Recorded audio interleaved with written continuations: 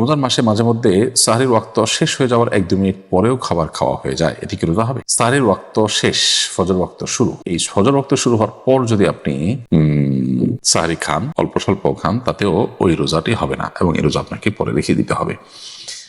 আর প্রথমত নবী সাল্লাল্লাহু আলাইহি ওয়াসাল্লামের একটি হাদিস রয়েছে যে তোমাদেরকে বেলাল আজান যেন ধোকায় ফেলে না দেয়, এবং তিনি ওই আজানের পরও হাত থাকা বা খাবার শেষ করতে বলেছেন। এই আজানটা হলো মূলত ভোর রাতের যে আজানটা হয়ে থাকে সেটি ফজরের আগে। ফজরের ওয়াক্ত হওয়ার পর যে আজান, সেই আজানের পর আর খাবারের কথা নবী সাল্লাল্লাহু আলাইহি ওয়াসাল্লাম বলেছেন কখন, এরকমটি জানা যায় না। আর কোরআনে আল্লাহ তাআলা বলেছেন যে কুলু ওয়াশরাবু হাত্তা ইয়াতাবায়ানা লাকুমুল খাইতুল আবয়াদু মিনাল খাইতিল আসওয়াদি মিনাল ফজর, তোমরা পানাহার করো, সাহরির খাবার খাও ততক্ষণ পর্যন্ত সাদা আভা এটা প্রকাশিত না হয়ে না যায়। তো ফজর ওয়াক্ত শুরু হয়ে যাওয়া মানে সাদা আভা প্রকাশিত হয়ে যাওয়া, তো এরপরে আর খাওয়া যাবে না, কারণ আয়াত কিন্তু আমাদেরকে নিষেধ করেছে।